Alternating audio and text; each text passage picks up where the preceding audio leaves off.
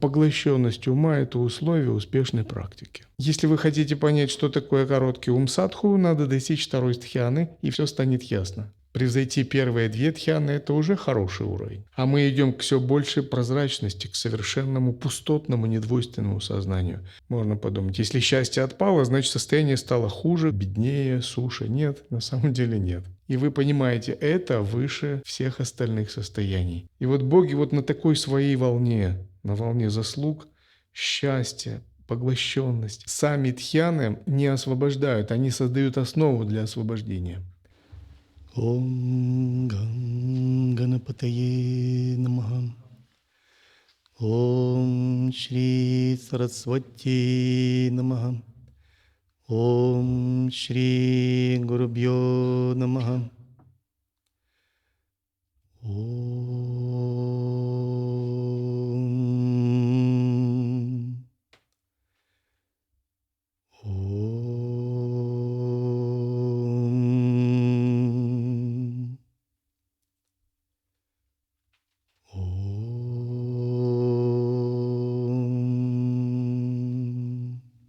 Рипхугита, глава 14.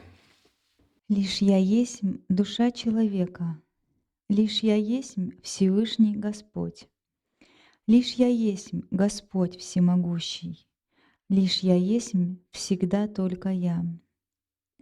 Лишь я есть нетленное видение, лишь я есть все любимое в нас, лишь я есть всегда только Брахман, лишь я есть никогда не кончается. Лишь я есть всегда до всего, лишь я есть внутри всех внутри, лишь я есть пространство сознания, лишь я есть освещающий свет. Лишь я есть Создатель всего, лишь я есть Хранитель всего, лишь я есть игра естества, лишь я есть — это твердая вера. Если мы не изучаем, не понимаем философию Адвайты или шиваизма, то может возникнуть ошибочное представление, что имеется в виду персональная «я-есть-ность», личностная, связанная с умом и эго. И тогда мы начинаем замыкаться в скорлупу своего «я» и искать божественность внутри своей ахамкары, внутри своего персонального «я». И такое может возникать на начальных этапах практики. Но когда говорится «я есть» в Рипхугите или в других текстах, здесь говорится о том, что существует некий божественный универсальный космический слой сознания. И этот космический слой сознания – он осознается как «я есть» каждого живого существа. Он не имеет отношения к нашему бытовому «я есть», хотя они пересекаются между собой и тесно связаны. Бытовое «я есть» самоосознание – это в данный момент я осознаю себя как эго, как личность, как концептуальный ум, и в центре всего этого я осознаю некий центр. Он связанный с ахамвритти, и вот это «я есть», оно крепко привязано к телу, к личности, и биографии, и судьбе, и характеристикам. Так вот, вот этот вид «я-ественности», он является только ключом, открывающий дверцу. Он является разновидностью «я-мысли», ахамвритти. И это ахамвритти является узлом, сочленяющим наше тело, ум, эго и более глубокие стороны сознания. Но та «я-ественность», о которой говорится в Рипхугите, это всеобщая, космическая, универсальная, божественная «я-ественность», которая как слой присутствует в каждом живом существе от муравья до брахмы. То есть, когда говорится «лишь я есть», очень важно не приписывать это прямо вот так буквально себе, а думать, вот она и в брахме есть, и в муравье, и в кошке, и в слоне, и в собаке, и в боге, и в демоне, и в асуре. И, конечно, эта универсальная «я-ественность», она внутри нас тоже, конечно, есть. но мы должны до нее добраться, опираясь на начальную малую я-есьмость. В противном случае мы будем всегда замкнуты в коконе своего такого личностного восприятия «я-есмь» и будем наталкиваться на пустоту личностного «я-есть» восприятия и на этом останавливаться. И эта пустота личностного восприятия – это не та пустота, которая выводит в нирвану, в переживание Брахмана, а та, которая фиксирует наше восприятие внутри 5 оболочек. То есть это некий вид бессодержательности, без расширения и углубления сознания, и мы придем к примерно таким выводам. Ну, в общем, есть какая-то внутри меня бессодержательность, какое-то несуществование полусознательное, но оно не расширяет, не уничтожает, не видит, не убирает карму. Ну, в общем, это, наверное, вот то, о чем Рипха говорил, вот это вот предел всей религии, всей дхармы и всей адвайты и всего шиваизма. Наверное, ее надо держаться. Но если мы будем держаться вот такой, с помощью даже атмавичара или наблюдения такой бессодержательности, это не приведет к выводу за пределы оболочек, уничтожению неведения, потому что это «я есть» воспринято где-то концептуально, с двойственными представлениями, пусть немножко вне ума, но внутри тонкого тела. И такая я-естьность максимум ведет к переживанию сакши, внутреннего свидетельствующего осознавания на уровне второй бхуми. Но она не ведет дальше. Это как способ утвердиться в вечной, бессмертной второй бхуме. Когда же мы говорим о прорыве через 5 оболочек и постижении шиватвы, природы Шивы, реализации мокши и реализации пурнаханты, нам всегда нужна самоотдача, нам всегда нужна божественная милость и вот выход на контакт с этим универсальным «я есть» сознанием. И если вот этой первичной бытовой я-естьности внутреннего наблюдателя можно достичь своими усилиями, вполне можно, да. Просто берите метод и тренируйтесь как спортсмен, как лучник, который прицеливается и очень внимательно действует. Это возможно. То дальше невозможно подняться выше этой я-естьности, потому что нужна преданность, самоотдача, божественная милость, самоузнавание. И реализация космической божественной я-естьности происходит как результат акт нисхождения божественной милости. Лишь я есмь — это чистый свидетель. Только ты есмь, ты изначальный. Только ты есмь истинный Брахман. Только ты есмь сама непрерывность. Только лишь я есмь воистину. Лишь я есмь воистину ты. Лишь я есмь адвайта недвойственность. Лишь я есмь бестелесность сама. И когда мы обнаружили эту начальную я-естьность, как нам дальше продвигаться к этой всеобщей космической я-естьности Шивы? Нужно углубляться либо в тхьяну и двигаться от первой тхьяны на я-естьности ко второй, третьей, четвертой, пятой. И на 5, 6, 7 будут прорывы в истинную я-естьность. Либо это метод сутраянский, метод раджа-йоги, либо надо идти путем мантры-йоги, путем тайной мантры, соединяя восприятие я-естьностью с божественной гордостью, с ключевыми точками иллюзорного тела, стадии развития, зарождения и стадии завершения, и двигаться по логике этого, либо идти путем прямого введения в естественную осознанность, прямой передачи садханы брахма-мантры, ее развития и обогащения. Все это методы сутры, тантры и анутара-тантры. В любом случае, с этой начальной я-естьности мы должны дальше практиковать, приняв ту упаю, при которых наш ум хорошо поглощается, потому что поглощенность ума – это условие успешной практики. А какие отклонения бывают в этом случае? Принятие поверхностной я-есности за истинное воззрение и за истинное созерцание, и занятие концептуально-адвайтической позиции. Ну, например, человек слышит лекции о методах, лекции об освобождении, и у него есть некое понимание наблюдателя я-есности, близкое ко второй бхуме. И он, приняв позицию Адвайты, начинает задавать такие каверзные вопросы. А кто это будет практиковать-то? А что есть освобождение? Ведь в я-есмости все это уже свободно, изначально чисто и совершенно, и нет нужды ничего делать, кроме как пребывать в я-есмости. А в я-есмость, вот она, я в ней пребываю, сейчас все.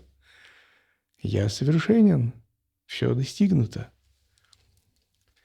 И такая ошибка – это всегда ловушка для тех, кто практикует без гуру, без линии передачи. Потому что различить истинную я-есмость, о которой говорит Рипхугита, и я-есмость, достигаемую небольшим наблюдением на личностном уровне внутри 5 оболочек, не так-то просто. Слишком это похожие тонкие состояния.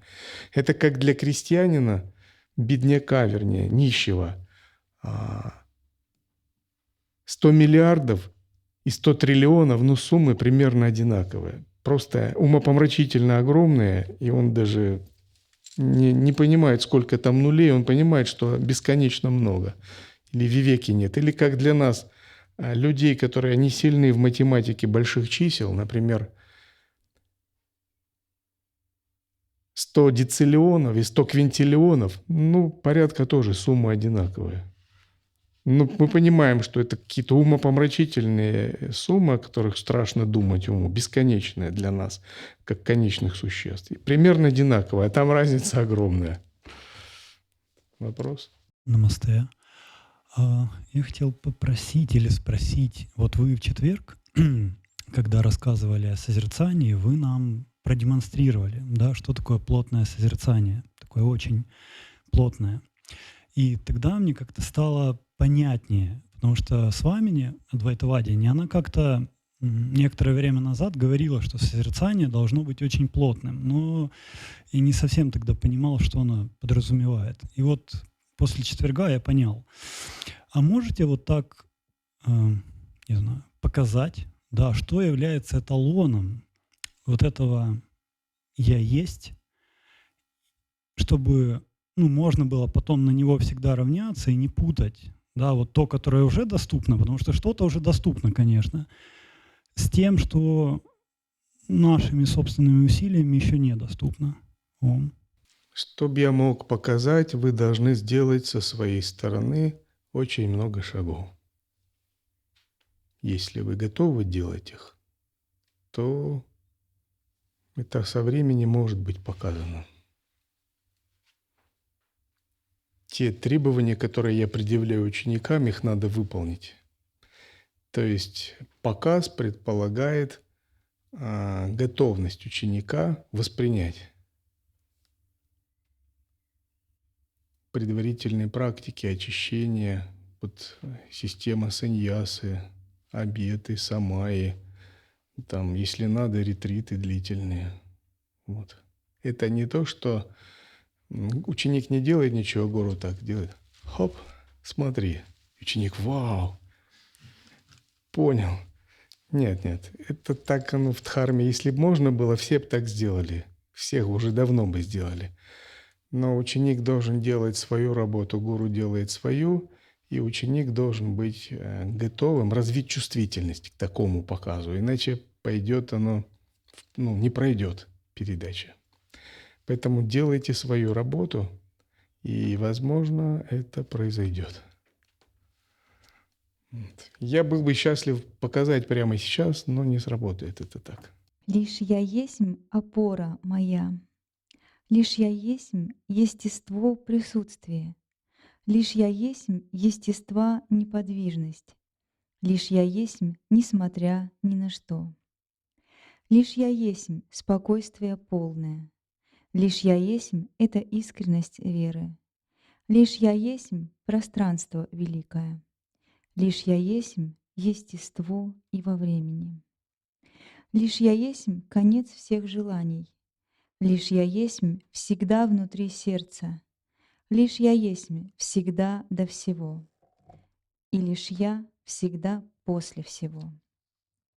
Лишь я есмь вселенская естность. Лишь я есмь действительно есть. Лишь я есмь — это Брахман Всевышний. Лишь я есмь за гранью всего. Получить опыт «я есмности» не так сложно. Вам дают технику Атмавичары, вы практикуете ее удержание, и если вы внимательно практикуете, «я есмность» внутри вас зарождается. Но нужна внимательность. И какого рода должна быть проделана работа?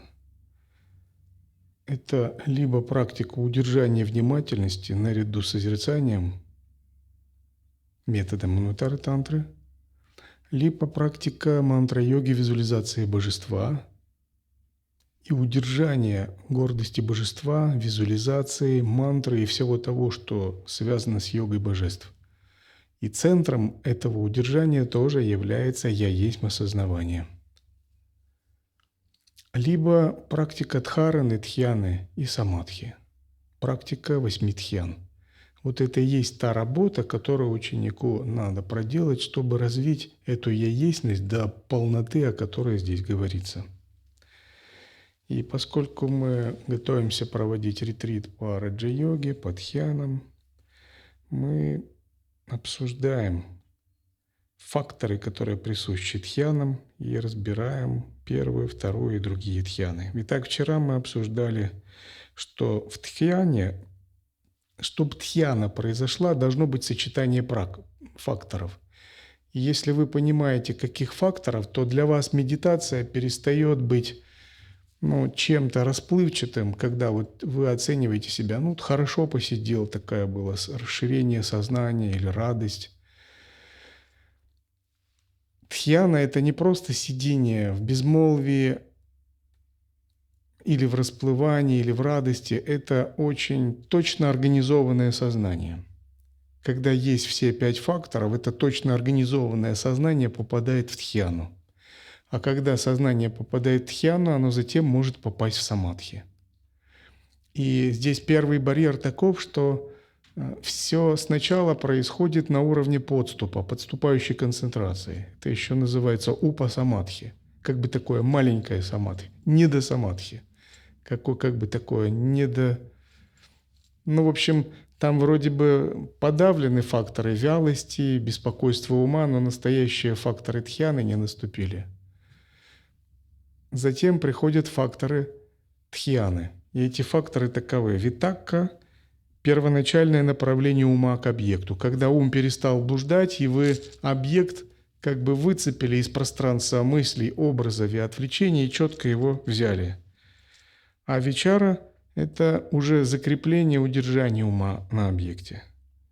Затем пити, вследствие этого происходит восторг, радостный подъем, такая энергия и сила пробуждается.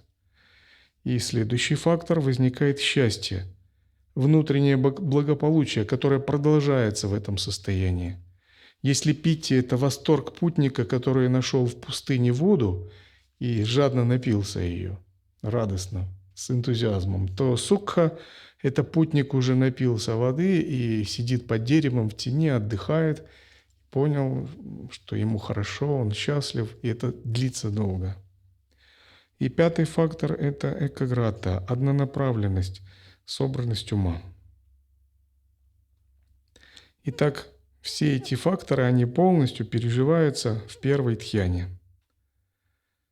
Первая дхьяна – это первое полноценное состояние медитативного поглощения, где ум вышел из грубой чувственной рассеянности, неблагих состояний и вошел в собранность. До первой дхьяны все это называется подступ, подступающая концентрация или упа. Вот когда вы боретесь с мыслями, или когда вы отвлекаетесь, или когда вы хотите сосредоточиться, впадаете в сонливость или в вялость, или есть какая-то на фоне сосредоточение, постоянное отвлечение, вы отвлеклись и вернулись, отвлеклись и вернулись, все это не является дхьяной, это все подступ. Когда вы закрепили ум, но он немного где-то колеблется, то теряется, все это подступы. Это такой порог. Но до первой дхьяны ум еще может быть таким относительно спокойным, собранным, вдохновленным, но здесь, когда полностью первая дхьяна наступает, это четкая структура, четко организованное сознание. Такое однонаправленное, пребывающее в счастье, пребывающее в радости, в восторге от этой однонаправленности, держащий объект и не соскальзывающие с объекта. Все 5 факторов присутствуют в первой дхьяне. Ум на уровне первой дхьяны входит в особый режим пребывания. Это отличается от обыденного мирского сознания и отличается от подступа, от подступающей концентрации. Подступ, он хорош для созерцания в движении, но для дхьяны он не годится. Стадия подступа должна быть тоже пройдена. В первой дхьяне сознание уже собрано, и в нем присутствуют факторы, связанные с направлениями и удержанием ума на объекте. И первая дхьяна – это как первый устойчивый вход в поглощение, но еще не предельная пустота. Итак, витакка – первоначальное направление ума к объекту, вичара – удержание ума на объекте, пити – восторг, радостный подъем, сукха – счастье, внутреннее благополучие, экаграта – однонаправленность, собранность ума. И существуют критерии оценки более детальные. Когда йогин только вошел в дхьяну, затем, когда йогин закрепился на этом уровне дхьяны, и когда он достиг мастерства в ней. И чтобы достигнуть мастерства, надо обладать 5 факторами. Если все эти 5 факторов соблюдаются, то он является мастером этой дхьяны. И считается, надо достичь мастерства в одной дхьяне, чтобы переходить затем к другой. Подробнее позже переговорим. Итак, в первой дхьяне ум входит в объект, удерживается в нем, переживает радость от собирания внутри, наслаждается внутренним благополучием и пребывает в относительном единстве. Если образно говорить, это как человек, который наконец вошел в тихий защищенный храм после долгого пребывания на шуме улицы. Это как другой режим бытия. Но в первой дхьяне есть еще определенная тонкая активность. Ум как бы все еще слегка касается объекта и держится за него. Поэтому 2 фактора, вот эти витакка и вичара, здесь еще нужны. В первой дхьяне есть некоторая тонкая ментальная активность. Она очень очищенная, очень собранная, но все же активность. Это не активность, когда вы отвлекаетесь и думаете о чем-то. Это скорее активность, связанная с направлениями удержания ума на объекте, например, точке, избранном божестве или семенном слоге. Но первая дхьяна – это уже поглощение. Но еще много швов есть таких. Есть еще движение входа и удержания. Но если удастся преодолеть витакку и вичару и оставить их, утончить сознание, чтобы уже не надо было возвращаться и удерживать тонко, тогда вы можете осуществить переход ко второй дхьяне. Во второй дхьяне состояние становится более внутренним и спокойным, и ум уже не нуждается в той настройке, которая нужна была в первой дхьяне. Первая дхьяна – это устойчивое вхождение, пребывание, вторая – это уже более устойчивая, глубокая слитность с объектом. Сознание еще более собранное, целостное, более самодостаточное. И здесь нет нужды снова и снова направляться к объекту и удерживать себя на нем силой воли. Объект не удерживается усилием, в нем просто пребывает. Вы вместе с объектом. Отпадает витакка, отпадает вичара. Но дхьяна углубляется, утончается. То есть исчезает первоначальное направление ума и удержание ума как отдельный заметный фактор. Пити – восторг присутствует, сукха – счастье присутствует, и экаграта – однонаправленность. И сознание стало более простым, более коротким. Вот есть такое выражение «короткий ум садху». Короткий значит не ветвиться, не усложненный, не оценочный, не рефлексирующий, более простой. И вот если вы хотите понять, что такое короткий ум садху, надо достичь второй тхьяны, и все станет ясно. Во второй тхьяне вы не используете много усилий, мышления, образов. Вы прямо держите сознание и переживаете восторг, счастье и однонаправленность. В первой тхьяне был момент, надо войти в объект, установить связь и не потерять, и удержать ее. Точка, пламя свечи, семенной слог, божество, 4 бесконечных, чувство «я» или пустота. Все это традиционные объекты для нашей тхьяны. А во второй тхьяне уже не нужно. Ум настолько собран, что не требуется отдельно подводить его к объекту. Он, естественно, пребывает в единстве с объектом. И первая тхьяна похожа на то, как человек зашел в храм и сел. А вторая, когда он уже внутри вот этого отдельного пространства полностью успокоился. И больше даже лишних движений не совершает. Итак, во второй тхьяне остается радость, счастье и однонаправленность. Но тонкая когнитивная работа исчезает. И она переживается как более чистая, более недвойственная по своей внутренней структуре.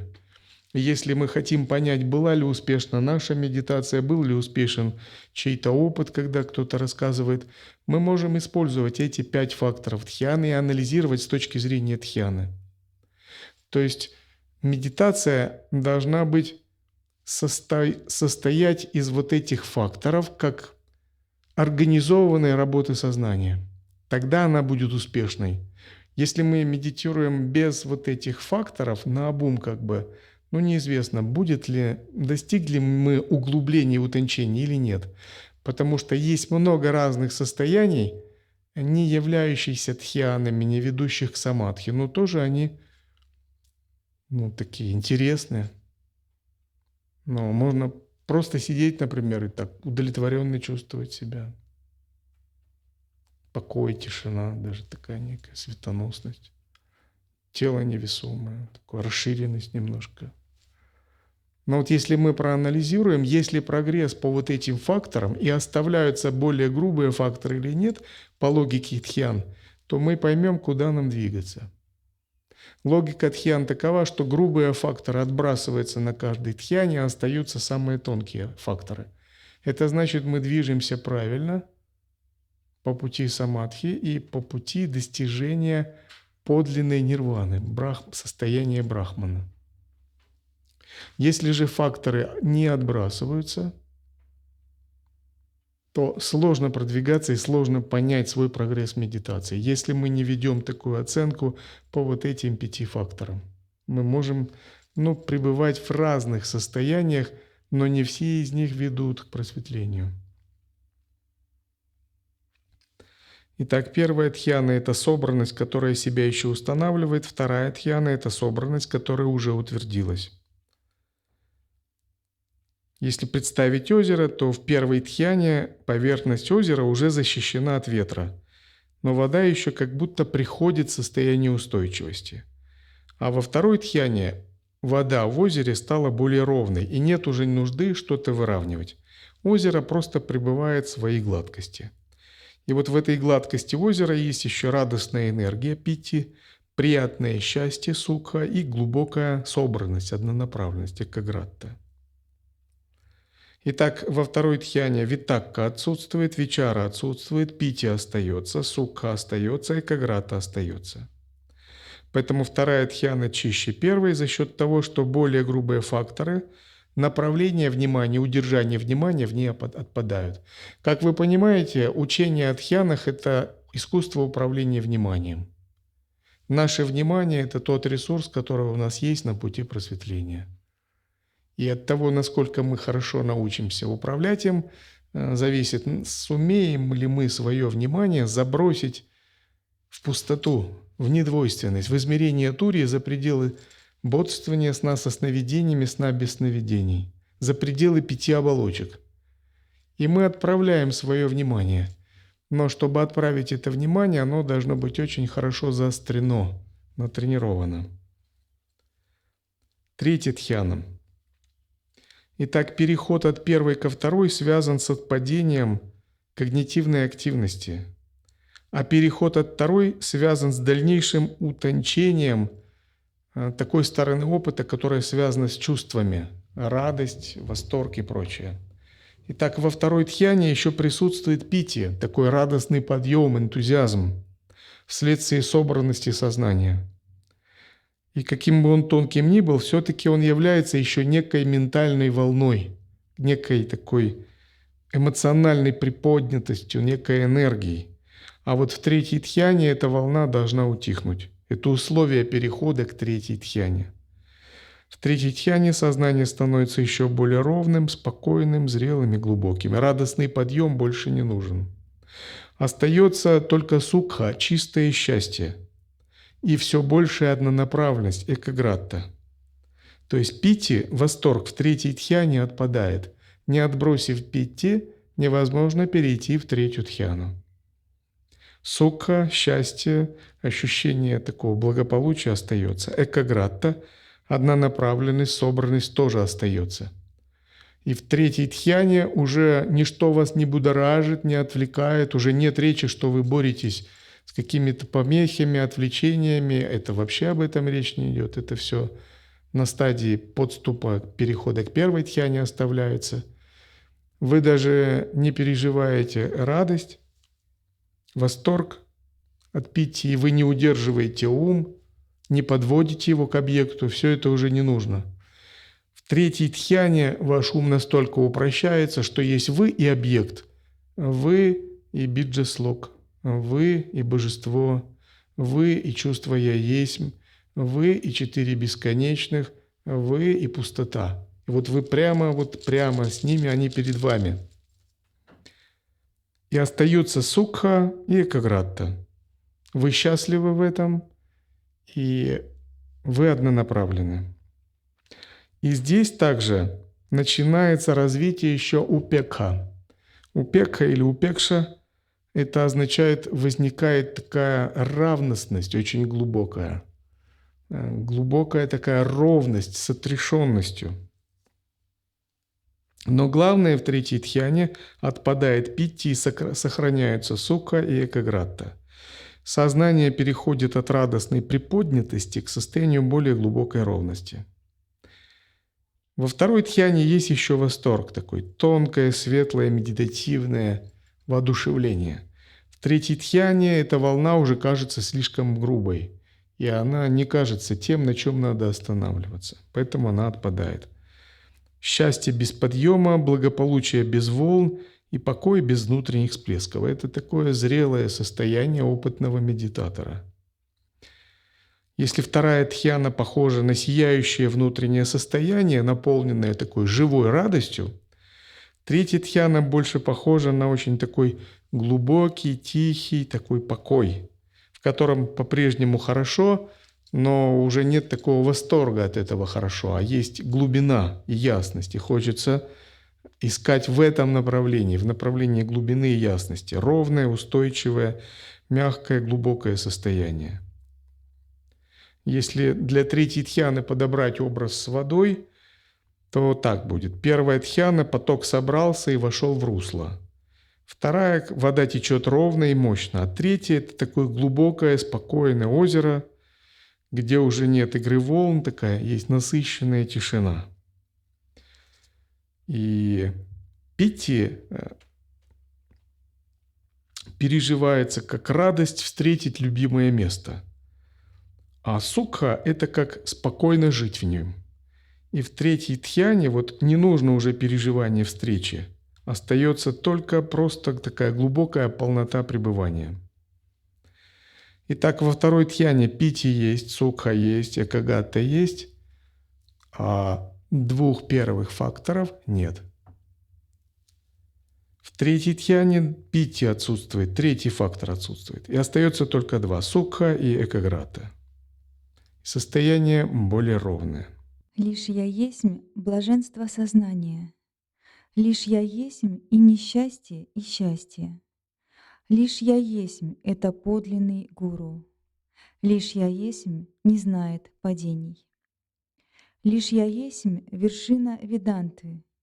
Лишь я есмь — это сила внимания. И вот чтобы прорваться к тому «я есть», о котором говорит Нидага, надо получить опыт бесформенных тхьян.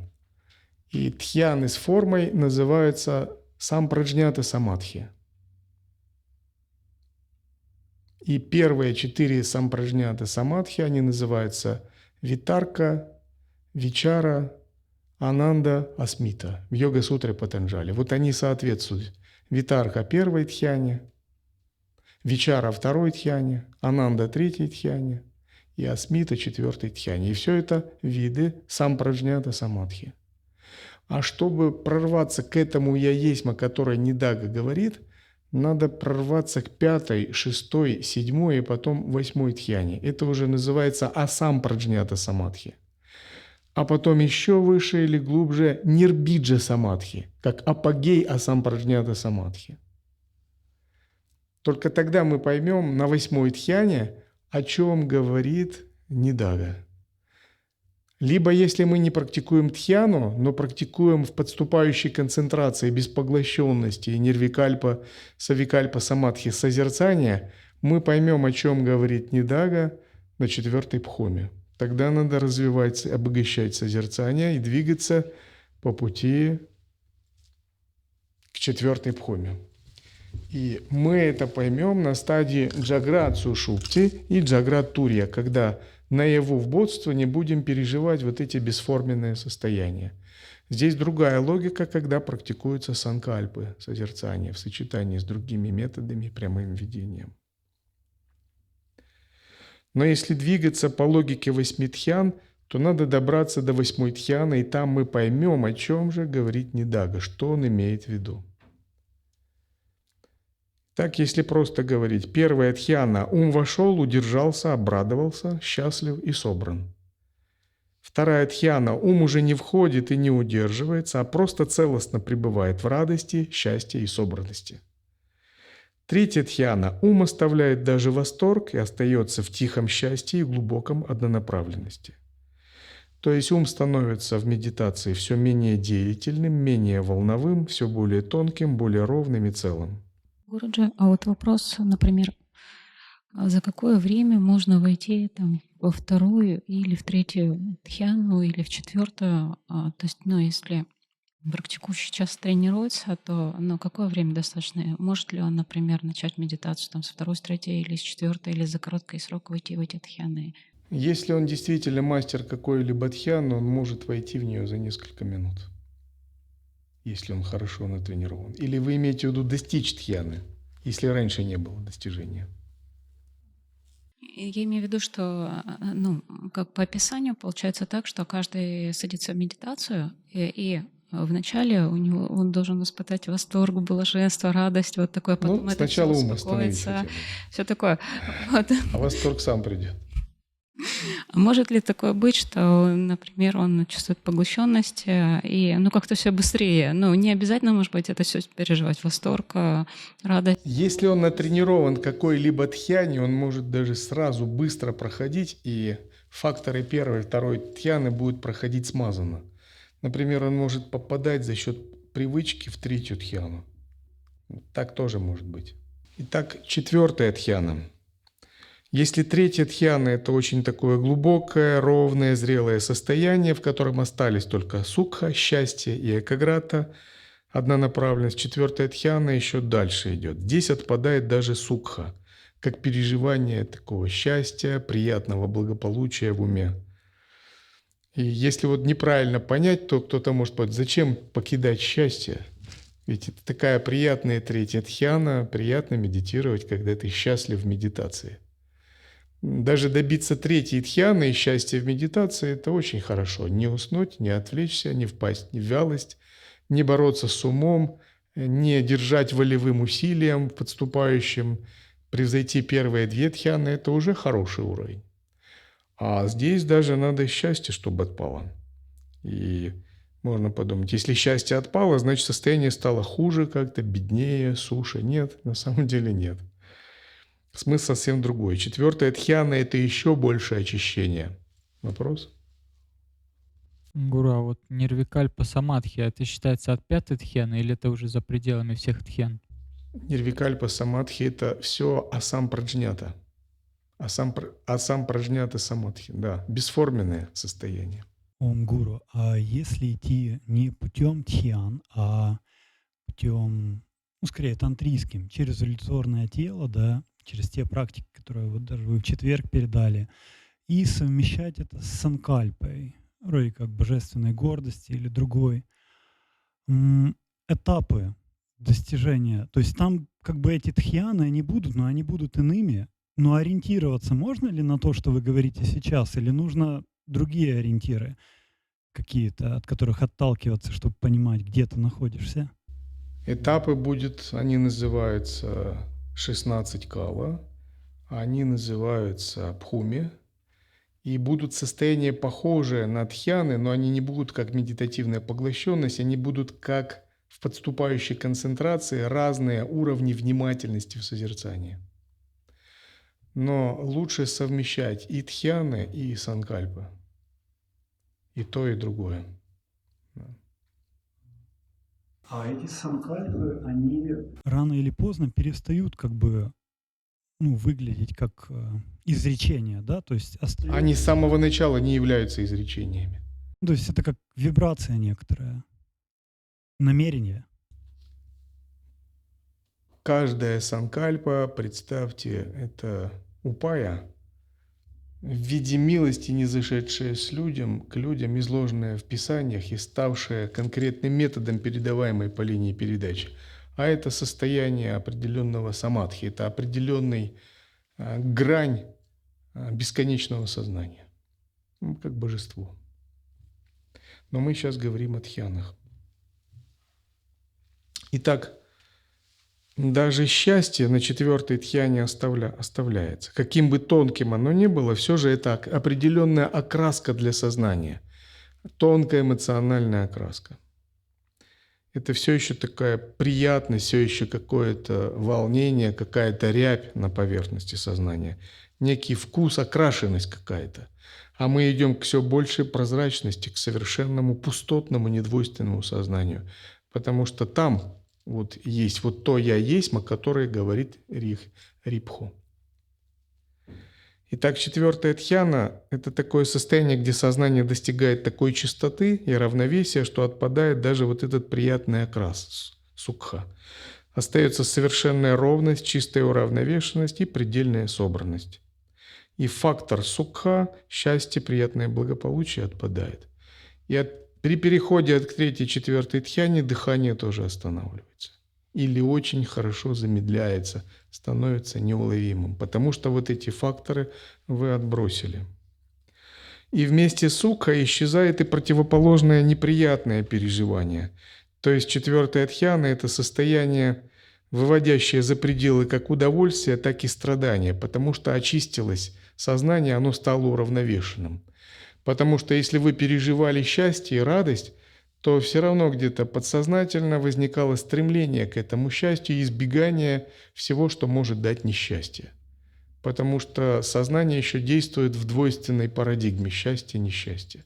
Просто вы попали в хорошее место в сознании, в счастье. Очень спокойное и собранное. Но страдание как альтернатива есть. Но когда вы отбросили, оставили переживание волны счастья как более грубое, и осталось только чистое сознание, то и страдания тоже оставили. Потому что больше эти волны вообще не приходят.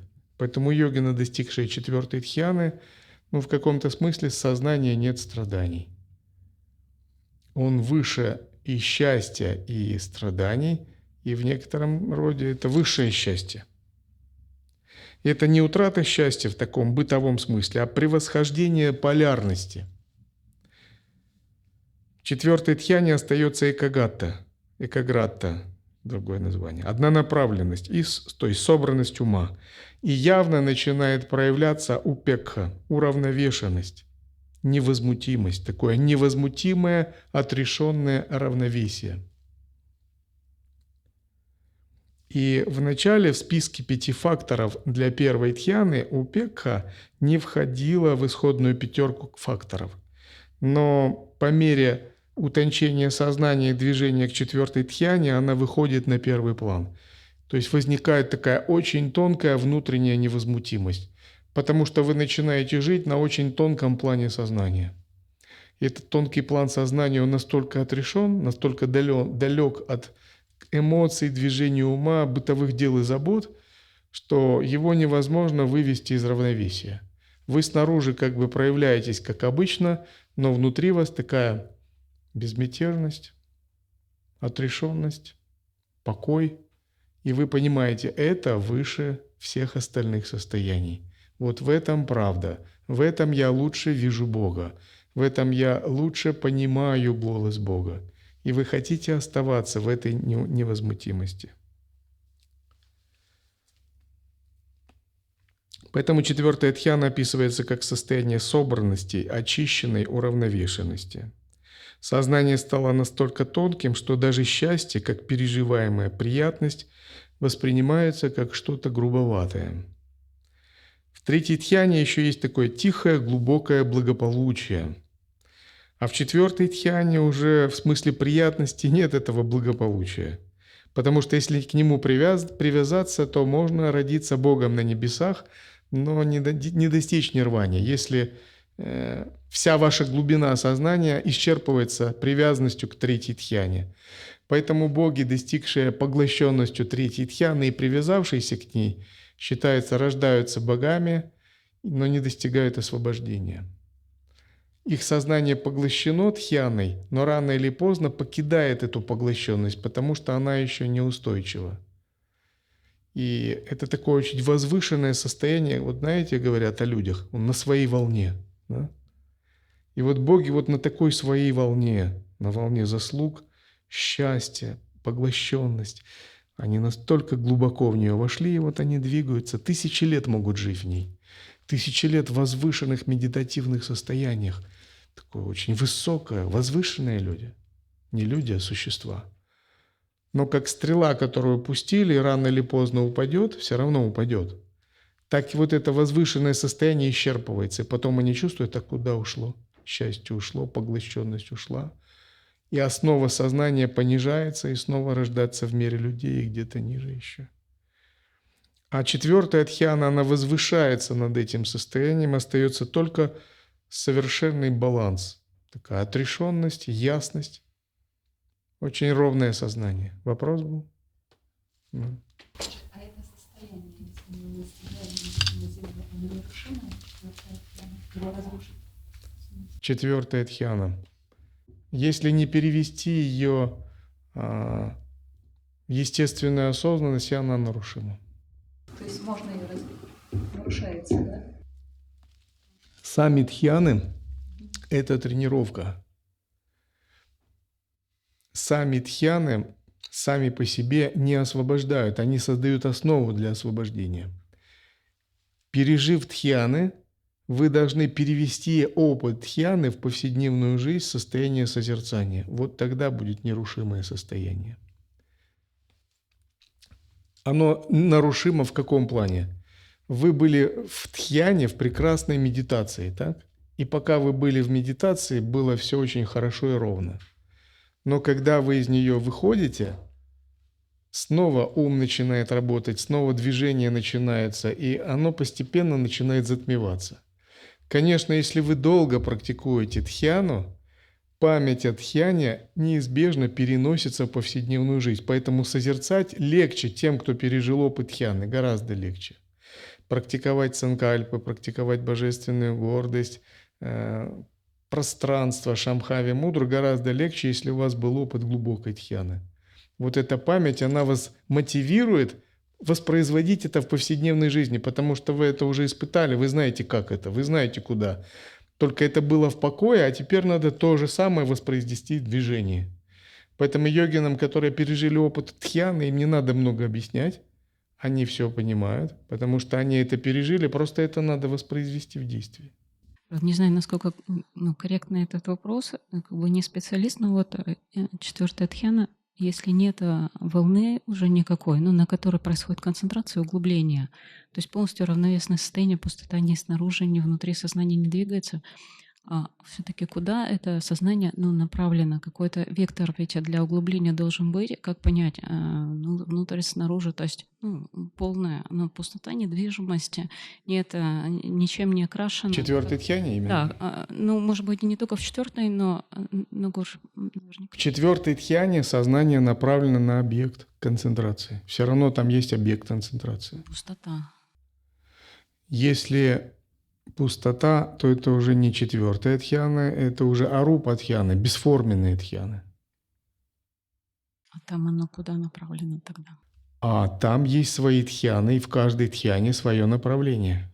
В пятой тхьяне на бесконечное пространство, в шестой тхьяне на бесконечное сознание, в седьмой тхьяне на ничто, а в восьмой тхьяне на отсутствие ни познания, ни непознания.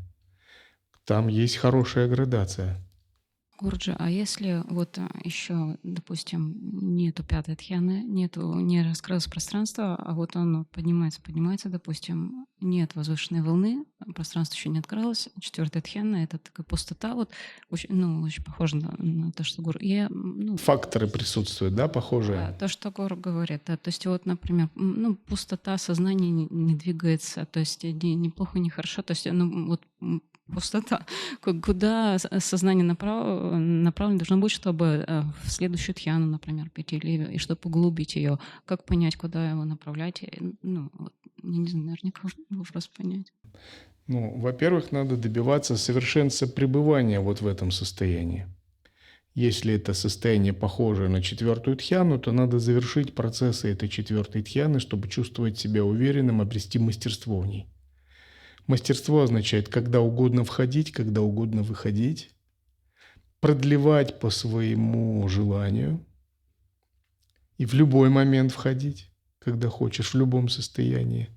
И после выхода уметь иметь эффект послевкусия и способность анализировать, вспоминать или все факторы, которые ты переживал в четвертой тхьяне, их иметь развлечение к анализу и удерживать немножко это состояние.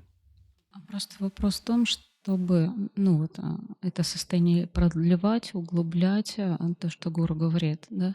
А вот куда, опять раз то же самое скажу. Если вы выходите, смотрите, если вы сидя спрашиваете, куда сидя, да, то в пятую тхьяну, на бесконечное пространство. Но мы это будем рассматривать. А если в движении, то в состоянии сахаджи. Логики разные немножко. Итак, в третьей тхьяне есть еще тихое, глубокое благополучие. В четвертой тхьяне остается не благополучие в смысле приятности, а совершенная сбалансированность. И высшее с точки зрения тхьяны, высшее сознание – это не то, что более приятно, а то, что более чисто, более ровно, менее зависимо от волнений, эмоций, аффектов, менее подвержено колебаниям и более уравновешено. Поэтому четвертая тхьяна – это не меньше счастья, а больше свободы от волн переживания. Если третья тхьяна – это как такое очень тихое счастье, глубокое внутреннее такое благополучие, четвертая тхьяна – это уже не мне очень хорошо, а совершенная ровность, в которой нет даже акцента на приятность, в котором уже о другом. Вы получаете удовлетворение от пребывания в очень глубокой ясности. И эта ясность настолько глубока и чиста и пронзительна, что вам уже как бы не хочется переживать более низкие состояния такого счастья третьей тхьяны. И вы хотите превзойти это состояние третьей тхьяны. Потому что сознание вошло еще в больший режим, еще большей прозрачности. И вы знаете, если вы хотите, вы всегда испытаете счастье третьей тхьяны легко. Просто опустите свое сознание. А если вы хотите быть вот этой бесконечной прозрачности, дающей откровения, потрясающие такие переживания, инсайты, то надо держаться выше третьей тхьяны. Образ для четвертой тхьяны такой. Если продолжать образ воды. Первая тхьяна, поток вошел в русло. Вторая, вода течет ровно и мощно. Третья, это глубокое спокойное озеро. Четвертое, зеркало совершенно неподвижной воды. и в нем уже нет ни волн, ни бликов, ни игры света, только абсолютная ровность. В первой тхьяне ум уже нашел объект, во второй слился с пребыванием в нем, в третьем успокоил восторг и счастлив от этого, а в четвертой превзошел даже переживание счастья, остался в отрешенности и чистом равновесии, в чистой ясности. И четвертая тхьяна считается очень высокой, и она показывает, что сознание может быть ровным даже тогда и устойчивым, не только когда ему приятно. Оно может пребывать в предельной чистоте даже тогда, когда ощущение приятного благополучия отпадает. Такой йогин в повседневной жизни, он вообще не ориентирован на приятные вещи, не ориентирован на переживание счастья, потому что для него это как, более грубое. Он ориентирован на переживание отрешенности, спокойствия внутри и ясности. И в этой ясности он черпает милость и благодать. Это не значит, что он не переживает счастья и каких-то хороших эмоций. Он их может переживать, но они являются побочным эффектом, вторичным фактором. То, что приходит как результат его созерцания, которое не ориентировано на переживание счастья. Ему тоже дается счастье, но уже как дополнительный приятный бонус, которого он не искал даже, и от которого он не зависит. Это, например, вы не ищете деньги специально, и вы думаете о Боге, но вы так хорошо думаете о Боге, что вам деньги дают постоянно. И вы их используете функционально, так и со счастьем тоже. Божественная милость приходит в виде ясности, но тонкое тело может переживать счастье, но вы не фиксируетесь на нем и не желаете его. Итак, в четвертой тхьяне сукха отпадает, экаграта остается, на первый план выступает упекка. Витакка и вичара отпали еще на второй тхьяне. И состояние становится не счастливо приятным, а уравновешенно чистым. Поэтому четвертая тхьяна тоньше третьей. Даже приятная окрашенность из нее уходит. Лишь я есмь — вершина веданты. Лишь я есмь — это сила внимания. Лишь я есмь и тело, и дух. Лишь я есмь за гранью сомнений. Лишь я есмь — это свет нетварный. Лишь я есмь — небесное царствие. Лишь я есмь — нерушимая есность. Лишь я есмь — начало начал. И вот в четвертой тхьяне вот это поле сознания космической я-еснности Шивы мы уже готовы воспринимать. Мы уже постепенно начинаем выходить из нашей ограниченной человеческой я-еснности. И наши идеи о я-еснности, об атмавичаре, которые были на более низких уровнях, они растворяются и отпадают. И связанное с этим движение ума, чувство приятности и цепляния тоже отпадают. Мы начинаем чувствовать, вот-вот мы уже почувствуем вот эту сверкающую, пустотную, всепронизывающую «Я есть» осознавание Шивы. Мы его начинаем чувствовать на четвертой тхьяне. Но для этого мы стали очень спокойными, очень безмятежными, отрешенными и внимательными, и способны входить поглощенными в четвертую тхьяну. Я есмь Брахман, вне всяких сомнений. Лишь я есмь неделимый на части. Я вне всех состояний, вне всяких сомнений. Лишь я есмь естество без сомнений. Лишь я есмь за пределами я, вне концепций, за пределами всех представлений. Лишь я есмь вне границ и условностей. Лишь я есмь красота лучезарная. Лишь я есмь за пределами мига. Лишь я есмь абсолютное благо. Лишь я есмь блаженство бескрайнее. Лишь я есмь непрерывность потока. И в четвертой тхьяне йогин со своим чистым умом может чувствовать то, о чем говорится, интуитивно и что-то переживать. Но полностью он еще не переживает это, потому что это все-таки рупа тхьяны, имеющая некую форму. И то, что называется сампраджнята самадхи. Чтобы по-настоящему проникнуть в «Я есть» осознанность, ему нужно дальше штурмовать глубины сознания и прорываться в пятую, шестую, седьмую тхьяну.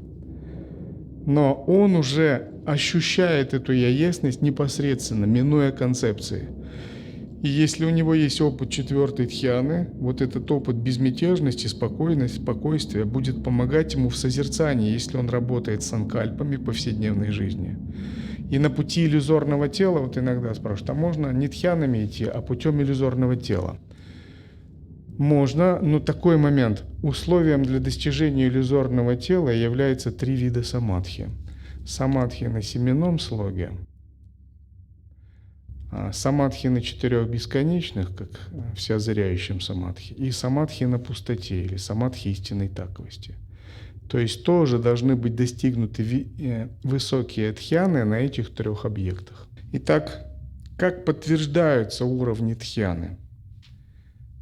Войти в дхьяну, достигнуть дхьяны и полностью овладеть дхьяной – это не одно и то же. То есть войти в дхьяну означает, что вы открыли дверь и зашли на секунду в храм и увидели, фу, как там здорово, и потом вышли. Это вхождение. Например, вы на 3 секунды вошли во 2-ю дхьяну. Это вхождение. Достигнуть дхьяны – это подобно тому, вы вошли в храм и уже там остались на некоторое время. А полностью овладеть дхьяной означает, вы каждый день поклоняетесь в этом храме, делаете пуджи, сидите по много часов. Это разные степени овладения дхьяной. И при подтверждении дхьяны учитываются начальные стадии дхьяны, такие как подступ, вхождение, устойчивое пребывание и следующие после них 5 ступеней мастерства во владении дхьяной. Итак, начальные стадии в любой дхьяне, они таковы. Первое. Подступ к дхьяне – это упачара самадхи. Подступ к дхьяне означает, что препятствия, возникающие для медитации, подавлены. И факторы, например, первой дхьяны, все уже намечены, но еще не обрели достаточную силу. То есть витакка, вичара, пити, сукха, экаграта уже присутствуют, вы их чувствуете, все эти факторы есть при анализе, когда вы анализируете качество медитации. Но они еще силу не набрали, чтобы составить цельно саму дхьяну, потому что дхьяна – это хорошо организованное сознание, собранное сознание. И то есть упачара, подступ к дхьяне – это такая реальная зона, почти достигнута, но еще не полная 1-я дхьяна. Вот так. И на этой стадии дается подтверждение, подступивший к такой-то дхьяне. Например, подступивший к 1-й дхьяне, подступивший ко 2-й дхьяне, подступивший к 3-й дхьяне. Это значит, он собрал вот эти все факторы, уже есть они, но они еще не достигли силы, чтобы подавить помехи, возникающие на разных дхьянах. Вторая стадия называется вхождение. Вхождение – это первичный начальный момент вхождения в дхьяну. И подтверждение дается такое – вошедший в такую-то дхьяну. Когда все факторы набрали силу и реально было поглощение. Например, вы на 10 минут вошли в 4-ю дхьяну. Эти факторы 10 минут работали в вашем сознании. И тогда подтверждение дается такое – вошедший в 4-ю дхьяну. 3-я стадия называется устойчивое пребывание, когда йогин может длительное время пребывать в дхьяне. Например, 30 минут, более, например, 4 часа. Он уже настолько освоился, что это может длиться долгое время. Подтверждение присваивается достигший такой дхьяны. То есть, да, он не только вошел, он достиг уверенности в этой дхьяне, может длительно пребывать. И следующая стадия называется мастерство во владении дхьяной. Мастерство во владении дхьяной на этой стадии присваивается мастер такой-то дхьяны. То есть он полностью эту дхьяну изучил вдоль и поперек, и он легко может в нее входить. То есть мастерство означает 5 видов мастерства в дхьяне. Когда важно не только войти, например, в 1-ю дхьяну, но и обрести 5 видов мастерства. Что это за 5 видов мастерства? Уметь по желанию всегда к ней обратиться. То есть вы в любой момент можете настроиться на нее, уметь войти в нее в любом состоянии, какого бы ни было, усталость, состояние праны, уметь удерживать нужную длительность. Например, 2 часа, 4 часа по желанию. Уметь выходить из нее по желанию. Не то, что вошел в дхьяну и потерялся в ней, а именно регулирование. Вход и выход очень четко контролируются вашей волей. Выходить из нее и затем ее обозревать, то есть способность после выхода из дхьяны распознать все факторы, которые были в медитации по одному и все вместе. То есть факторы такие, как в какую дхьяну он именно вошел, факторы, что именно там действовало, витакка, вичара,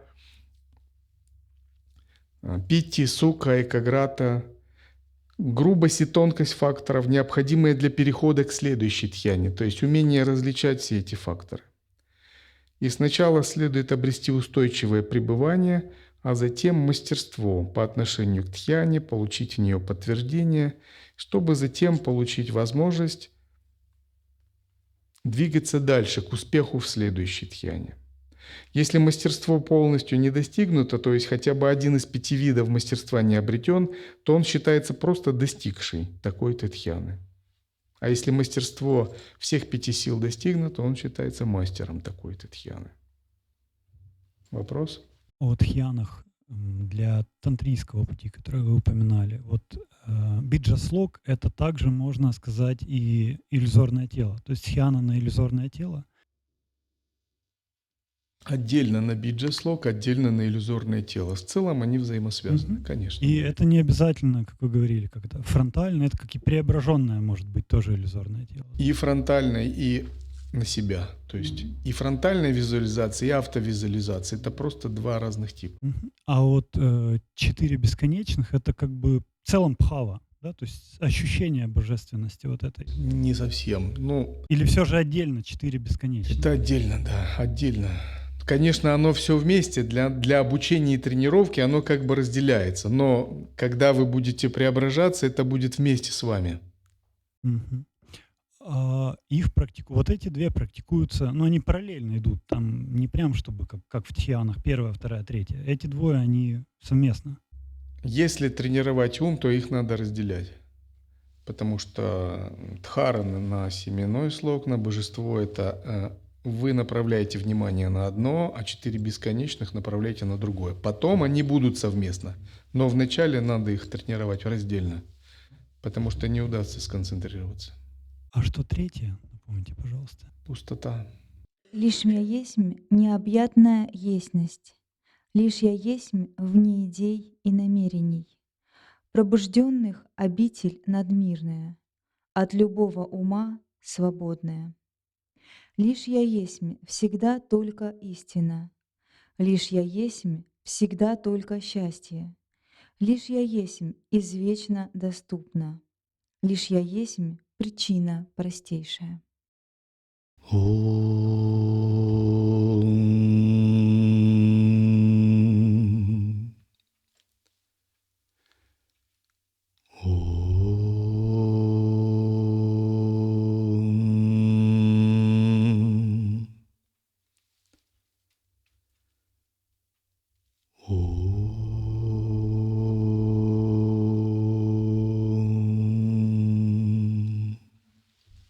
Мы благодарим Гуру за сатсанг и бесценные духовные знания. Вашу благодарность в виде подношений на распространение духовности и строительство ашрамов по всему миру вы можете отправить по реквизитам в описании к этому видео.